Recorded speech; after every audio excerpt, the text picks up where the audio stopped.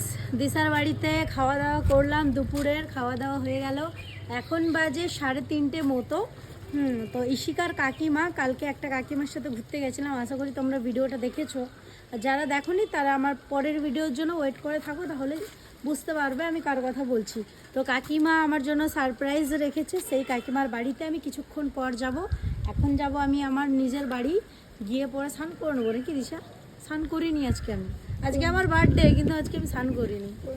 স্নান করবো বলো, স্নান করবো, স্নান টান করে ড্রেস চেঞ্জ করে যাব ইশিকার কাকিমার বাড়িতে। তারপর কাকিমা আমার জন্য সারপ্রাইজ রেখেছে, কাকিমা বলছে জলদি আসো। তো এখন যাব বাড়ি। তো টাটা দিশা, আবার কথা হবে, গলা মিলে নাও। আবার তার মায়ের কাছ থেকে শাড়ি নিয়ে যাবো, আমি চিন্তা নেই। তুমিও ভিডিও করবে এবার আমার সাথে ঝেড়ে, বুঝলে তো? নাহলে হবে না, আমরা দুজন মিলে এগিয়ে যাবো। আরও যারা আছে তাদেরকেও এগিয়ে নিয়ে যাবো। তুমি চলে যাও নাকি? আমি ভাবলাম ভিতর দিকে হবে, আমি ভাবলাম চিন্তা ফোনটা যাও, চলে যাও। হ্যাঁ, টাটা টাটা।